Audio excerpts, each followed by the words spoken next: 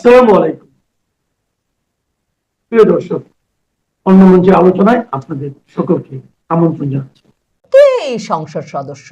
এই সংসদ সদস্য হচ্ছে বেনজিরের ক্যাশিয়ার হিসেবে সুপরিচিত কিংবা কুপরিচিত বাংলাদেশের সকল সংবাদ মাধ্যম, যিনি কিনা সংসদ সদস্য হওয়ার আগ পর্যন্ত বেনজিরের ক্যাশিয়ার হিসেবে যেই ব্যক্তিটিকে পরিচয় করিয়ে দিতেন সেই জসিম, মানে সেই জসিমউদ্দিন নামের ব্যক্তি যিনি তারেক রহমানের সরাসরি আশীর্বাদ এবং মনোনয়নে এখন বিএনপির এমপি হিসেবে দায়িত্ব পালন করছেন।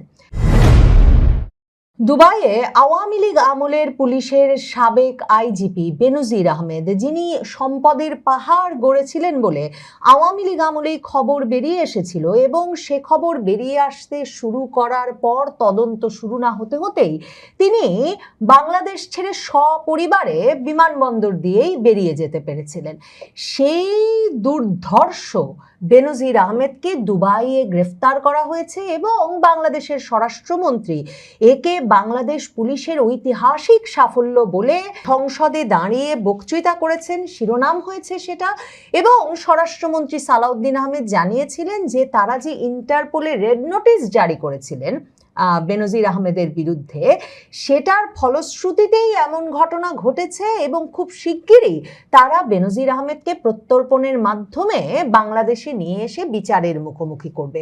মানে সরকার এবং পুলিশের এমন সাফল্য, ইন্টারপোলের মাধ্যমে একজন দুর্নীতিগ্রস্ত পুলিশ কর্মকর্তাকে ধরে নিয়ে আসতে পারা, সেটা নিয়ে যখন দিনের পর দিন আলোড়ন চলবার কথা, দেখা যাচ্ছে সামাজিক যোগাযোগ মাধ্যমে এ নিয়ে যত আলোচনা, জল্পনা বা আলোড়ন চলছে, মূলধারার সংবাদ মাধ্যমে তেমনভাবে কি ঘটেছিল, কেন ধরলো, মানে দুবাইয়ের মতো জায়গায় যেখানে সকল দেশের এ ধরনের ব্যক্তিবর্গ তাদের দুর্নীতির টাকা, পাচারের টাকা বস্তা ভরে নিয়ে গিয়ে মানে সেখানে যে কোনোভাবে পৌঁছে দিয়ে রীতিমতো প্রপার্টি কেনেন, স্থাবর সম্পত্তি কেনেন, নাগরিকত্ব কেনেন, রেসিডেন্স পারমিট কেনেন এবং এগুলোকে এক রকমের এই ধরনের আন্তর্জাতিক যারা জালিয়াত বা দুর্নীতিগ্রস্ত ব্যক্তিবর্গ তাদের এক রকমের স্বর্গ হিসেবে অভিহিত করা হয়। তো প্রশ্ন করেছিলাম যে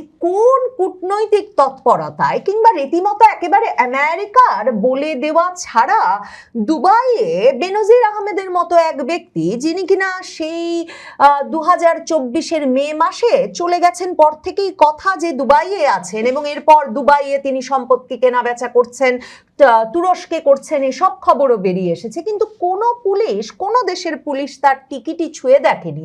হঠাৎ করে এ সময়ে কেন বেনজিরের টিকিট ছুঁয়ে দেখার সাহস করলো দুবাই পুলিশ? এবং সেটা কি সত্যি বাংলাদেশের পুলিশের ইন্টারপোলকে করা অনুরোধের ভিত্তিতে? মানে কোন কূটনৈতিক তৎপরতায় এমন সাফল্য অর্জিত হওয়া সম্ভব হলো? তাহলে কি এটাই শেষ গ্রেফতার, নাকি আরো এমন গ্রেফতার হবে? সেসব চমকের জন্য যখন অপেক্ষা করছি, তখন যা যা খবর সামাজিক যোগাযোগ মাধ্যমে বেরিয়ে এসেছে যে বেনজির আহমেদ কোথায় গ্রেফতার হয়েছেন, কিভাবে গ্রেফতার হয়েছেন, কি অভিযোগে গ্রেফতার হয়েছেন, সেগুলোর সূত্র মেলালে শুধু যে এটা পরিষ্কার হচ্ছে তাই নয় যে বেনজির আহমেদ কোনো ইন্টারপোলের রেড নোটিশের ভিত্তিতে গ্রেফতার হন নাই, বেনজির আহমেদ বাংলাদেশ পুলিশের পাঠানো কোনো অভিযোগের ভিত্তিতে গ্রেফতার হন নাই। মানে দুবাই পুলিশ হঠাৎ করে যেই ব্যক্তি ব্যাপক পরিমাণ বিনিয়োগ করে দুবাইয়ে একটা রেসিডেন্স পারমিট নিয়ে নিয়েছেন, মানে দুবাইয়ে স্থায়ী বসতি স্থাপনের পারমিট নিয়ে সপরিবারে সেখানে বসবাস করছেন, সেই ব্যক্তিকে দুবাই পুলিশ বাংলাদেশ পুলিশের কথাই গ্রেফতার করে এরকম যে আরো শত শত হাজার হাজার ব্যক্তি দুবাইয়ের অর্থনীতিটাকে চালু রেখেছেন, তাদেরকে একটা ঝুঁকি বা একটা অস্বস্তির মধ্যে ফেলবে না, সেটা এক রকমের নিশ্চিত। এখন জানা যাচ্ছে বাংলাদেশের এক এমপি দুবাইয়ে বেনজির আহমেদকে ধরিয়ে দিয়েছেন এবং তিনি ধরিয়ে দেওয়ার সময় দুবাই পুলিশকে বলেছেন যে বেনজির আহমেদের বিরুদ্ধে ভিসা নিষেধাজ্ঞা আছে মার্কিন যুক্তরাষ্ট্রে। বেনজির আহমেদ ইন্টারপোলে রেড নোটিশ জারি করা হয়েছে বেনজির আহমেদের নামে, মানে তিনি একজন ওয়ান্টেড ব্যক্তি। এসব নানা কিছু বলে দুবাই পুলিশকে দিয়ে গ্রেফতার করিয়েছেন বটে, কিন্তু বিবিসি বাংলা থেকে শুরু করে বাংলাদেশের বিভিন্ন সংবাদ মাধ্যম এরই মধ্যে এ নিয়ে লেখালেখি করছে যে যদি জামিনের আবেদন করেন এবং যখন জামিনের আবেদন করবেন তখন আসলে কি ঘটবে বেনজির আহমেদের ক্ষেত্রে। কিন্তু কি ইন্টারেস্টিং ব্যাপার, সবচেয়ে চাঞ্চল্যকর এখানে যে তথ্যটা, সে তথ্যটা প্রথম আলো, ডেইলি স্টার, বিবিসি বাংলা, মানে বাংলাদেশের মূলধারার সংবাদ মাধ্যমগুলো, মানব জমিন, আমার দেশ, কোথাও খুঁজে পাওয়ার উপায় নাই। রিউমার স্ক্যানারে গেলে দেখবেন যে রিউমার স্ক্যানার বলছে এত খবর বের হচ্ছে বেনজিরের গ্রেফতার নিয়ে, আসলে কি ঘটেছিল। এবং তারা তখন বলছে এশিয়া পোস্ট নামে একটি অনলাইন সংবাদ মাধ্যম বেনজির আহমেদের স্ত্রীর সঙ্গে কথা বলেছেন এবং বেনজির আহমেদের স্ত্রী জানিয়েছেন যে দুবাই বিমানবন্দর থেকে মোটেও বেনজির আহমেদকে গ্রেফতার করা হয় নাই, সরকারি সূত্রে যেটা বলা হচ্ছিল বাংলাদেশে। বেনজির আহমেদকে গত 12ই জুন বাসার পাশের একটা শপিং মল থেকে আটক করা হয়েছে এবং দুবাইয়ের একজন তার অত্যন্ত ঘনিষ্ঠ বন্ধু, যিনি এখন চট্টগ্রামে সংসদ সদস্য হিসেবে দায়িত্ব পালন করছেন, সেই ঘনিষ্ঠ বন্ধু বাসার পাশের ওই শপিং মলে এসে বেনজির আহমেদকে ডেকে পাঠান এবং তিনি যখন ওই শপিং মলে বন্ধু চট্টগ্রামের এমপি ওই বন্ধুর সঙ্গে দেখা করতে যান, সেখানে আগে থেকেই অবস্থান নেওয়া দুবাই পুলিশ তাকে আটক করে থানায় নিয়ে যায়। পরিবারের ভাষ্য হচ্ছে ঘটনাস্থলে ওই সংসদ সদস্যের লোকজনও ছিল। এই খবরটা ইত্তেফাকও তাদের অনলাইন ভার্সনে ছাপিয়েছে এবং সেখানে যেভাবে তারা শিরোনাম করেছে, বিমানবন্দরে নয় শপিং মলে ডেকে বেনজিরকে ধরিয়ে দেন এমপি বন্ধু, তাতে পরিষ্কার যে একটা ফাঁদ পেতে বেনজিরকে ধরিয়ে দেওয়া হয়েছে। এখন এই এমপি বন্ধুটিকে, সেই নামটা এশিয়া পোস্ট অনলাইন সংবাদ মাধ্যম লেখে নাই, রিউমার স্ক্যানার লেখে নাই, এমনকি ইত্তেফাক পত্রিকাও, প্রত্যেকেই বলছে তারা ওই সংসদ সদস্যকে বারবার ফোন করেছেন, সংসদ সদস্যের আসনের নাম এবং বেনজিরের সঙ্গে তার পুরনো সম্পর্কের কথা ধরে জিজ্ঞেস করেছেন যে তিনি দুবাইয়ে ধরিয়ে দিয়েছেন কিনা বেনজিরকে, কিন্তু ওই সংসদ সদস্য বারবার ফোন কেটে দিয়েছেন। কে এই সংসদ সদস্য? এই সংসদ সদস্য হচ্ছে বেনজিরের ক্যাশিয়ার হিসেবে সুপরিচিত কিংবা কুপরিচিত বাংলাদেশের সকল সংবাদ মাধ্যম, যিনি কিনা সংসদ সদস্য হওয়ার আগ পর্যন্ত বেনজিরের ক্যাশিয়ার হিসেবে যেই ব্যক্তিটিকে পরিচয় করিয়ে দিতেন, সেই জসিম, মানে সেই জসিমউদ্দিন নামের ব্যক্তি, যিনি তারেক রহমানের সরাসরি আশীর্বাদ এবং মনোনয়নে এখন বিএনপির এমপি হিসেবে দায়িত্ব পালন করছেন। দেখেন, ইউনূস সরকারের আমলে 2024 সালের ডিসেম্বরে বেনজিরের ক্যাশিয়ার সেই জসিম গ্রেফতার, এই শিরোনামে খবর এখনো অনলাইনে খুঁজলে দেখবেন সয়লাভ সর্বত্র পাওয়া যাচ্ছে। এবং আমি যদি বাংলাদেশ প্রতিদিনের খবরটাই পড়ি, সেখানে লেখা আছে বেনজির আহমেদের ক্যাশিয়ার নামে পরিচিত জসিমউদ্দিন 48কে, মানে 48 বছর বয়সী জসিমউদ্দিনকে গ্রেফতার করেছে পুলিশ। খিলক্ষেতে লা মেরিডিয়ান হোটেল থেকে তাকে গ্রেফতার করা হয়। এরপর এই জসিমউদ্দিন মানে প্রচুর টাকা খরচ করে, মানে বেনজির আহমেদের ক্যাশিয়ার হলে মানে তার সব সয় সম্পত্তি যিনি দেখে রাখছেন, সেই জসিমউদ্দিন কি পরিমাণ বিপুল সম্পদের মালিক হতে পারেন সেটা নিশ্চয়ই ধারণা করতে পারেন। সেই জসিমউদ্দিন বেরিয়ে আসবার পরে প্রচুর অর্থ খরচ করে অন্তর্বর্তীকালীন সরকারের আমলেই মাসখানেকের মধ্যে তারপর তিনি আবারও বেপরোয়া হয়ে ওঠেন, সে খবর যুগান্তরের পাবেন এবং যুগান্তর তখন শিরোনাম করছেন যে এই বেনজিরের ক্যাশিয়ার জসিমউদ্দিন প্রচুর অর্থ খরচ করে অন্তর্বর্তী সরকারের আমলে মাসখানেকেরও কম সময় জেলে থাকার পর বেরিয়ে এসে ফের বেপরোয়া হয়ে উঠেছেন এবং তিনি বিভিন্ন ব্যক্তিকে হত্যার হুমকি পর্যন্ত দিচ্ছেন। সেই জসিমউদ্দিন কিনা হঠাৎ করে বিএনপির চট্টগ্রামের সকল নেতা কর্মীকে একেবারে বিব্রত এবং বিস্মিত করে বিএনপি থেকে মনোনয়ন পেলেন 2025 সালের ডিসেম্বরে, মানে 2024-এর ডিসেম্বরে বেনজিরের ক্যাশিয়ার জসিম শিরোনাম হলেন যে তিনি গ্রেফতার হয়েছেন।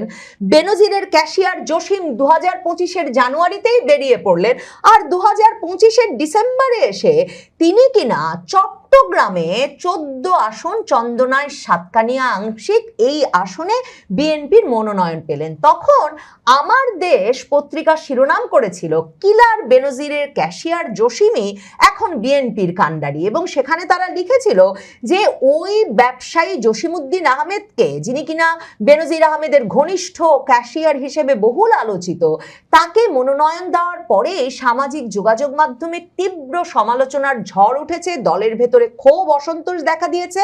দক্ষিণ জেলা বিএনপির কারো মতামত নেওয়া হয়নি এই ব্যক্তিকে মনোনয়ন দেওয়ার ক্ষেত্রে। সরাসরি কেন্দ্রীয় সিদ্ধান্তে জসিমকে প্রার্থী করা হয়েছে।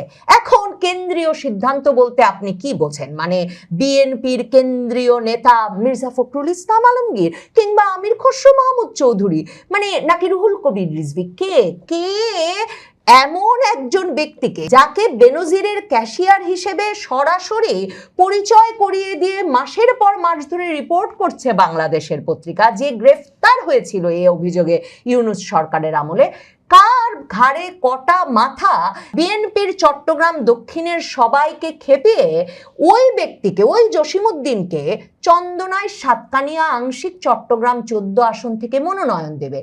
সরাসরি তার মানে তারেক রহমানের নির্দেশেই এই মনোনয়নটি হয়েছে। মানে বিএনপির কে কোথায় মনোনয়ন পাবেন সেটা যে শেষ পর্যন্ত তারেক রহমানের সিদ্ধান্ত, সেটা কিন্তু বারবার বিএনপির তরফে, এমনকি যখন সারা বাংলাদেশে বিক্ষোভ হচ্ছিল বিভিন্ন মনোনয়নের বিষয়ে, তখনও বারবার বিএনপির কেন্দ্রীয় নেতারা বলেছে তারেক রহমানের একেবারে খাস লোক জসিমউদ্দিন, মানে তিনি ছিলেন আওয়ামী লীগ আমলে বেনজিরের খাস লোক, ঠিক বুঝে গেছেন কোটি কোটি টাকা নিয়ে কার খাস লোক হলে এখন এই বিএনপি আমলে বা এই নতুন আমলে টিকে থাকা যাবে, ব্যবসাপাতি আরো বাড়ানো যাবে। এই জসিমউদ্দিন ঠিক জায়গায় আবারও তার ঘনিষ্ঠতা করে ফেলেছেন, সে সূত্রে এমপি হয়ে বসেছেন, এবং এমপি হয়ে এখন দুবাই গিয়ে তিনি বেনজিরকে দুবাই পুলিশের হাতে ধরিয়ে দিয়েছেন। বিএনপির এই এমপি এই উদ্যোগটা নিলেন কেন? দেখেন, যখন তারেক রহমান এই লোকটিকে মনোনয়ন দিয়েছিলেন জসিমউদ্দিনকে, তখন পত্রিকায় খবর এসেছিল মাত্র 1.5 বছরে বিএনপির প্রার্থী জসিমের সম্পদ 21 থেকে 41 কোটি টাকা হয়েছে। মানে যখন আওয়ামী লীগ আমলে 2024-এর মে মাসে উপজেলা নির্বাচনে অংশ নিয়েছিল এই জসিমউদ্দিন, বেনজিরের ক্যাশিয়ার, তখন সে বলেছিল তার 21 কোটি টাকার সম্পদ আছে।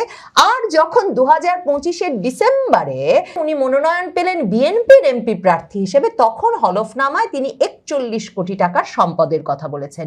নিশ্চিতভাবেই এই ইউনূস সরকারের আমলে বেনজিরের বেশি সম্পদ বেনজিরের ক্যাশিয়ার জসিমউদ্দিন তার নিজের নামে করতে পেরেছেন। কক্সবাজারের রামাদা হোটেলের মালিক এই জসিমউদ্দিন, দুবাইয়েও তার রামাদা হোটেল আছে, এবং দুবাইয়ে বেনজিরের সঙ্গে তার ব্যবসা ছিল। নিশ্চিতভাবে বেনজিরের সঙ্গে তার ব্যবসা এবং আর্থিক সম্পর্কটা এতই ঘনিষ্ঠ যে তিনি দুবাই শপিং মলে ডাকা মাত্র বেনজির আহমেদ বাড়ি ছেড়ে শপিং মলে চলে গিয়েছিলেন। এখন 21 কোটি থেকে 41 কোটি টাকার সম্পদ যেভাবে 1.5 বছরে বানিয়ে নিয়েছেন বেনজিরের ক্যাশিয়ার, তিনি জানেন বেনজিরকে যদি দুবাইয়ে বা বাংলাদেশে দীর্ঘ সময়ের জন্য জেলে আটকে ফেলা যায়, তখন তিনি যখন সরকারের শীর্ষ নেতৃত্বের সঙ্গে ঘনিষ্ঠ, তিনি নিশ্চিতভাবে বেনজিরের 100 কোটি 1000 কোটি টাকার সম্পদ নিজের নামে দেশে বিদেশে নিয়ে আসতে পারবেন, এবং সেই সম্পদ দিয়ে তিনি সকলকেই সকল আমলে খুশি রাখতে পারবেন। তারেক রহমানের নেতৃত্বে বিএনপি ক্ষমতা এসেছে পাক্কা 4 মাস হলো। পুলিশের পরিসংখ্যান বলছে এই 4 মাসে প্রতিদিন গড়ে 10টিরও বেশি খুনের ঘটনা ঘটেছে। দিনে দুপুরে প্রকাশ্যে অস্ত্র নিয়ে এসে একের পর এক খুন করার ঘটনা ঘটলেও সন্ত্রাসীরা থেকে যাচ্ছে ধরাছোঁয়ার বাইরে।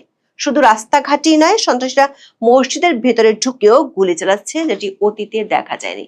আর ছিনতাইয়ের ঘটনা এত বেশি ঘটছে যে খোদ পুলিশই তার হিসেব রাখতে পারছে না। চলন্ত মোটরসাইকেল কিংবা রিকশায় হামলা চালিয়ে বেপরোয়াভাবে ছিনতাইয়ের ঘটনা ঘটছে।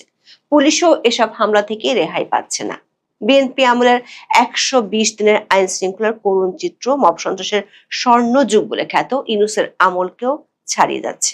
বিশেষজ্ঞদের অনেকের কাছে বিএনপি সেই 2001 সালের আমলের চিত্রটা ফিরে আসছে, কারণ ওই সময় সন্ত্রাসের কারণে তটস্থ ছিলেন বিএনপির ওয়ার্ড কমিশনাররাই, আর এখন খুন হচ্ছে বিএনপি নেতারাই।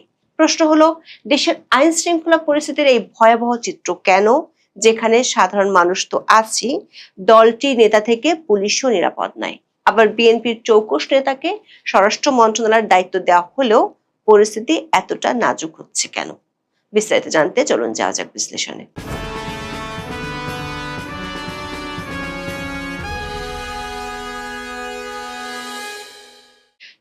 5ই আগস্ট বাংলাদেশের ক্ষমতার পালা বদলের পর ইউনূসের আমলের সবচেয়ে ভয়াবহ আতঙ্কের নাম ছিল মব সন্ত্রাস আর আইন শৃঙ্খলার পরিস্থিতি। ইউনূসের 1.5 বছরে সংবাদ মাধ্যমের নিয়মিত হেডলাইন ছিল অন্তর্বর্তী সরকারের সময় উদ্বেগজনক হারে বাড়ছে খুন কিংবা আইন শৃঙ্খলা পরিস্থিতির অবনতি। উদ্বেগ, আতঙ্ক বেড়েছে অথবা নিরাপত্তা নেই কোথাও। ইউনূসের আমলে প্রথম 10 মাসে 3,500-এর বেশি খুন হয়েছিল। ত্রয়োদশ জাতীয় সংসদ নির্বাচনের পর বাংলাদেশের মানুষ আশা করেছিল ইউনূস আমলের সেই দুঃসময় শেষ হবে। বিশেষ করে অন্তর্বর্তী সরকারের সময়ের চেয়ে আইন শৃঙ্খলা পরিস্থিতি ভালো অবস্থায় ফিরবে, এমন আশা ছিল দেশের মানুষের। কিন্তু বিএনপি ক্ষমতায় এসে একদিকে অনেক পুলিশের চাকরি খেয়েছে, আর একদিকে ব্যাপক রদবদল করেছে। তবে বর্তমান সরকারের গত 4 মাসে দেশের আইন শৃঙ্খলার তেমন উন্নতি হয়নি, বরং অনেক ক্ষেত্রে অবনতি হয়েছে। পুলিশ সদর দপ্তরের তথ্য অনুযায়ী গত 3 মাসে সারা দেশে 915টি হত্যাকাণ্ডের মামলা নথিভুক্ত হয়েছে, অর্থাৎ গড়ে প্রতিদিন 10টিরও বেশি খুনের ঘটনা ঘটেছে। এই 915টি হত্যাকাণ্ডের মধ্যে বিএনপি ক্ষমতা গ্রহণের ঠিক পরপরই অর্থাৎ মার্চ মাসে 317টি, এপ্রিলে 288টি ও মে মাসে 310টি মামলা দায়ের হয়েছে। এবার দেখা যাক ইউনূসের আমলে মানে গত বছরের এমন সময় খুন খারাপের চিত্র কেমন ছিল। 2025 সালের এই সময় 3 মাসে 993টি মামলা হয়েছিল। এর মধ্যে সর্বোচ্চ ছিল গত বছরের মে মাসে, ওই মাসে 341টি খুনের মামলা রেকর্ড করা হয়েছিল। এবার দেখা যাক আওয়ামী লীগ আমলে মানে 2024 সালে একই সময়ের চিত্র কেমন ছিল। 2024 সালের একই সময় হত্যাকাণ্ডের কারণে দায়ের হওয়া মামলার সংখ্যা ছিল 794টি, মানে প্রায় 150 থেকে 200টি কম ছিল। পুলিশ সদর দপ্তরের তথ্য বলছে আওয়ামী লীগ আমলের তুলনায় 2026 সালের প্রথম 3 মাসে দেশে হত্যাকাণ্ড বেড়েছে 14%। ডেইলি স্টার এক প্রতিবেদনে বলা হয়েছে চলতি বছর এই 3 মাসে সবচেয়ে বেশি 260টি খুনের ঘটনা ঘটেছে ঢাকা রেঞ্জে। এরপর চট্টগ্রামে 186টি, রাজশাহীতে 106টি, খুলনায় 84টি মামলা হয়েছে। মেট্রোপলিটন এলাকাগুলোর মধ্যে বরাবরের মতোই শীর্ষে ঢাকা, যেখানে 57টি হত্যাকাণ্ডের ঘটনা ঘটেছে। গত 7 জুন টিআইবি তাদের এক রিপোর্টে বলেছে সরকার গঠনের প্রথম 100 দিনে দেশে খুন, ডাকাতি, ছিনতাই ও অপহরণের মতো অপরাধের ঘটনা বেড়েছে। সংস্থাটির পর্যবেক্ষণ অনুযায়ী গত মার্চ ও এপ্রিল 2 মাসে দেশে 605টি খুন, 196টি অপহরণ, 294টি ছিনতাই এবং 90টি ডাকাতির ঘটনা ঘটেছে। বিশ্লেষকরা মনে করেন পরিসংখ্যানে ঠিক বোঝা যাবে না দেশের আইন শৃঙ্খলা পরিস্থিতি কতটা খারাপ হয়েছে। গত কয়েক মাসে এমন কিছু ভয়াবহ ঘটনা একের পর এক ঘটেছে যেগুলোর কারণে আতঙ্ক বাড়ছে আরো বেশি। বাংলাদেশের আইন শৃঙ্খলা পরিস্থিতির চিত্র কতটা খারাপ তা বোঝার জন্য 16 জুন একদিনের চিত্রই যথেষ্ট মনে হতে পারে। 16 জুন বেলা 11টার দিকে রাজধানীর শেখের থেকে 7 নম্বর সড়কের মাথায় এক বিকাশ এজেন্টকে কুপিয়ে 3.5 লাখ টাকা লুট করে ছিনতাইকারীরা। বিকালে তাদের ধরতে অভিযানের নামে পুলিশ। এই ঘটনার সংবাদ মাধ্যমের শিরোনাম হয় সকালে কুপিয়ে ছিনতাই, বিকালে অভিযানে যাওয়া পুলিশকে কুপিয়ে জখম। অর্থাৎ অভিযানের সময় পুলিশের 2 কর্মকর্তাকে কুপিয়ে আহত করেছে ছিনতাইকারীরা। এই সময় পুলিশের গুলিতে আহত হন সন্দেহভাজন 2 ব্যক্তি। একই দিন লালমনিরহাটের আদিতমারিতে 7 বছরের এক শিশু নিখোঁজের একদিন পর মাটি চাপা দেওয়া অবস্থায় বস্তাবন্দি লাশ উদ্ধার করে পুলিশ। এই ঘটনায় অভিযুক্ত সন্দেহে একজনের বাড়িতে হামলা ও ভাঙচুরের পর আগুন দেওয়া হয়। খবর পেয়ে পুলিশ ঘটনাস্থলে গেলে জেলা প্রশাসক, এসপি ও পুলিশের গাড়ি ভাঙচুর করেছে স্থানীয় লোকজন। এ সময় 18 জন পুলিশ আহত হয়েছেন। পরিস্থিতি নিয়ন্ত্রণে বিজিবি মোতায়েন করা হয়েছে। দর্শক, প্রকাশ্য দিবালোকে খুন, ছিনতাই আর পুলিশের উপর হামলা ভয়াবহ রকমের বেড়েছে। 13 জুন চট্টগ্রামের রাউজান উপজেলার জনাকীর্ণ বাজারে যুবদল নেতা মাসুদুল হক চৌধুরীকে প্রকাশ্য দিবালোকে গুলি করে হত্যা করা হয়। সিসিটিভি ফুটেজে দেখা যায় একটি অটোরিকশায় করে 5 থেকে 7 জন সশস্ত্র ব্যক্তি এসে খুব কাছ থেকে তাকে লক্ষ্য করে গুলি চালায় এবং ফাঁকা গুলি ছুটতে ছুটতে পালিয়ে যায়। স্থানীয়রা এখন রাউজানকে সন্ত্রাসের জনপদ হিসেবে আখ্যায়িত করেছেন। 24-এর 5ই আগস্টের পর থেকে কেবল রাউজানে অন্তত 25 জন নিহত হয়েছেন। এর মধ্যে 18টি মৃত্যুই রাজনৈতিক বিরোধের কারণে। একই সময় শতাধিক গোলাগুলি ও সংঘর্ষের ঘটনায় গুলিবিদ্ধ সহ 350 জনের বেশি মানুষ আহত হয়েছেন। স্থানীয় সূত্রের দাবি, নিহতদের অধিকাংশই বিএনপি নেতাকর্মী। এর একদিন আগে শুক্রবার খুলনায় এক বিএনপি কর্মীকে গুলি করে হত্যা করা হয়। আর 14 জন রোববার খুলনায় যা ঘটেছে সেটি সন্ত্রাসের সব অতীত রেকর্ডকে ছাড়িয়ে গেছে। খুলনা শহরের দৌলতপুরে ফজরের নামাজের সময় মসজিদের ভেতরে সন্ত্রাসীরা গুলি চালালে 2 মুসল্লি আহত হন। একই দিন ঢাকার পশ্চিম রামপুরের শিশু সন্ত্রাসী ইয়াসিন খান ওরফে কাল্লা পলাশ কারাগার থেকে মুক্তি পাওয়ার মাত্র 1 মাসের মাথায় গুলিবিদ্ধ হয়ে গুরুতর আহত হন। খুনের মতোই আর এক আতঙ্কের নাম ছিনতাই। আগে ছিনতাই ছিল রাজধানী ঢাকার আতঙ্ক, এখন তা জেলা শহরগুলোতেও আতঙ্কে পরিণত হয়েছে। ভোর কিংবা রাত শুধু নয়, প্রকাশ্য দিবালোকে ছিনতাইয়ের জন্য ভয়ঙ্কর হয়ে উঠছে। ব্যাংকপাড়া কিংবা বাসারগুলি, মার্কেট কিংবা বিনোদন কেন্দ্র, সব জায়গায় সুযোগ পেলেই ছিনিয়ে নেওয়া হচ্ছে সর্বস্ব। কেউ বাহাদিরে গুলি করতেও দ্বিধা করছে না ছিনতাইকারীরা। এতে রাস্তায় বেরোলেই ছিনতাইয়ের এক অজানা আতঙ্কে পথ চলতে হচ্ছে মহানগরের মানুষকে। সামাজিক মাধ্যমে প্রায় ভাইরাল হচ্ছে ছিনতাইয়ের ভয়াবহ সিসি ক্যামেরা ফুটেজ। 16 জুন রাজধানীর আদাবরে বিকাশ এজেন্টকে কুপিয়ে 3 লাখ টাকা ছিনিয়ে নিয়ে গেছে। 15 জুন দিবাগত রাতে রাজধানীর পল্লবীর পলাশনগর এলাকায় ছিনতাইকারীরা এক ব্যক্তিকে কুপিয়ে নগদ টাকা ও মোবাইল নিয়ে যায়। একই দিন রংপুর, রাজশাহী সহ দেশের অনেক জায়গায় ছিনতাই ঘটনা ঘটেছে। 14 জুন ফরিদপুরের বিক্রয় প্রতিনিধিকে কুপিয়ে 3 লাখ টাকা ছিনতাই করে নিয়ে গেছে। 7 জুন মতিঝিলের শাপলা চত্বরে প্রকাশ্য দিবালোকে গুলি করে এক ব্যবসায়ীর টাকা ও ডলার ছিনিয়ে নিয়েছিল সন্ত্রাসীরা। একই দিন ভোরে দিনাজপুরের পার্বতীপুর থেকে নিজের বাড়ি থেকে একটি বিয়ের অনুষ্ঠান শেষে ঢাকায় ফিরছিলেন সোহেল ইসলাম। সোহরাওয়ার্দী মেডিকেল কলেজ হাসপাতালের গেট পার হয়ে ছিনতাইকারীর আক্রমণের শিকার হওয়ার 4 দিন পর মারা যান তিনি। গত 30 মে পরিবারের সঙ্গে ঈদ উল আজহার ছুটি কাটিয়ে ঢাকায় ফিরে বাসার ফটকের সামনে ছিনতাইয়ের শিকার হন 2 নারী। 11 জুন ভাইরাল হওয়া এক ছিনতাইয়ের ভিডিও ছাড়িয়ে গেছে অতীতের সব রেকর্ড। ওই ভিডিওতে দেখা যায় চলন্ত মোটরসাইকেল আরোহীকে ছিনতাইকারীরা ইট ছুঁড়ে মারে।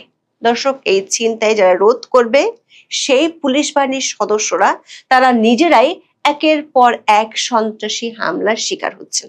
প্রতি সপ্তাহে দেশের কোনো না কোনো জায়গায় পুলিশ আক্রমণের শিকার হচ্ছেন। 16 জুন কমপক্ষে দেশের 3টি জায়গায় পুলিশ সদস্যরা হামলার শিকার হয়েছেন। 12 জুন রাজধানীর শেরেবাংলা নগর এলাকায় মধ্যরাতে দায়িত্ব পালনকালে ছিনতাইকারীদের ছুরিকাঘাতে পুলিশের 2 সদস্য আহত হন। 10 জুন বগুড়ায় পুলিশের এক এসআইকে ছুরিকাঘাত করে তার কাছে থাকা মামলার গুরুত্বপূর্ণ নথিপত্র ছিনিয়ে নিয়ে গেছে দুর্বৃত্তরা। একই দিন ঢাকার সাভারে পুলিশের উপর হামলা চালিয়ে মাদক মামলায় গ্রেপ্তারি পরোয়ানাভুক্ত এক আসামিকে ছিনিয়ে নেয় তার সহযোগীরা। পুলিশ সদর দপ্তরের পরিসংখ্যান বলছে, ইউনূসের আমলের মতোই বিএনপি আমলে পুলিশের উপর আক্রমণের সংখ্যা বেরিয়ে চলেছে। ডেইলি স্টার খবরে বলা হয়েছে, দিনে দুপুরে একের পর এক হত্যাকাণ্ড ও অপরাধমূলক কর্মকাণ্ডে সাধারণ নাগরিকদের নিরাপত্তা এখন বড় প্রশ্নের মুখে। খুন, গোলাগুলি আর ছিনতাই নিত্যদিনের ঘটনা হয়ে দাঁড়িয়েছে। মানুষ নিরাপত্তা চায়, কিন্তু বারবার আশ্বাস দেওয়া হলেও আইন শৃঙ্খলা পরিস্থিতির কোনো উন্নতি দেখা যাচ্ছে না। এমন বেহাল দশার মধ্যেও গত 1 মে থেকে পুলিশ বিশেষ অভিযান শুরু করেছিল। এই বিশেষ অভিযানে দেশ জুড়ে 18,000-এর বেশি মানুষকে গ্রেপ্তার করে পুলিশ। তবে তা অপরাধ দমনে যথেষ্ট ভূমিকা রাখছে না বলে মনে করেন অপরাধ বিজ্ঞানীরা। কারণ হলো, এদের বেশিরভাগই কার্যক্রম নিষিদ্ধ থাকা আওয়ামী লীগ ও অঙ্গ সংগঠনের নেতাকর্মীরা, যারা মূলত গ্রেপ্তার হয়েছেন মিছিল করার কারণে। শীর্ষ আর দলীয় সন্ত্রাসীরা পুলিশের নাকের ডগায় দিনে দুপুরে খুন খারাপি করলেও পুলিশ ব্যস্ত মিছিল করার কারণে আওয়ামী লীগকে ধরতে। বিশ্লেষকদের মতে যেসব কারণে আইন শৃঙ্খলা পরিস্থিতির এমন নাজেহাল অবস্থা, সে কারণগুলোর দিকে নজর দেওয়ার চেয়ে সরকারের নজর রাজনৈতিক দমন পীড়নের দিকেই বেশি। বিশ্লেষকদের মতে অবৈধ আগ্নেয়াস্ত্রের বিস্তার, আইন প্রয়োগকারী সংস্থার দুর্বলতা এবং 2024 সালের রাজনৈতিক পট পরিবর্তনের পর শীর্ষ অপরাধীদের মুক্তি ও দেশে ফিরে আসা সন্ত্রাস বাড়ার মূল কারণ। ক্ষমতার লড়াইয়ে অপরাধী গোষ্ঠীগুলোকে ব্যবহার করা হচ্ছে, যার ফলে দেশ জুড়ে সুনির্দিষ্ট লক্ষ্যবস্তুতে হামলা ও হত্যাকাণ্ড ঘটছে। ডেইলি স্টারের খবরে বলা হয়েছে, রাজনৈতিক কোন্দল, আন্ডারওয়ার্ল্ডের আধিপত্য বিস্তারের লড়াই ও সশস্ত্র গোষ্ঠীগুলোর সংঘর্ষে দেশ জুড়ে খুন, টার্গেট কিলিং ও বন্দুক হামলার ঘটনা উদ্বেগজনক হারে বেড়েছে। এতে আইন শৃঙ্খলা পরিস্থিতি নিয়ে নতুন করে শঙ্কা তৈরি হয়েছে। থানা থেকে লুট হওয়া 1000-এর বেশি অস্ত্র এখনো উদ্ধার করা যায়নি। এছাড়া 5ই আগস্টের পর মুক্তি পাওয়া অনেক অপরাধী রাজনৈতিক ছত্রছায়া থেকে এসব অস্ত্র ব্যবহার করে অপরাধ ঘটিয়ে যাচ্ছে। পুলিশের বড় কর্তারা বলছেন, 24 আগস্টের রাজনৈতিক পট পরিবর্তনের পর বেশ কয়েকজন কুখ্যাত গ্যাং লিডার ও দণ্ডপ্রাপ্ত অপরাধী কারাগার থেকে জামিনে বা বিদেশ থেকে দেশে ফিরে আসায় সহিংসতা নতুন মাত্রা পেয়েছে। দেখা যাচ্ছে নিজেদের প্রভাব বিস্তারের কারণে বিএনপির নেতাকর্মীরা দিনে দুপুরে খুন হচ্ছেন। চট্টগ্রামের রাউজান আর খুলনা এক্ষেত্রে বড় উদাহরণ। সাবেক পুলিশ কর্মকর্তারা মনে করেন, বিএনপি 2001 সালে ক্ষমতায় আসার পর একই ধরনের পরিস্থিতি তৈরি হয়েছিল। তখন সন্ত্রাস এতটাই বেড়েছিল, বিএনপির ওয়ার্ড কমিশনাররা সাক্ষাৎ জমদূতকে দেখতে পেতেন। 2002 সালের অক্টোবরের শুরুতে 3 দিনে 32 জন ওয়ার্ড কমিশনার আগ্নেয়াস্ত্রের লাইসেন্সের জন্য আবেদন করেছিলেন।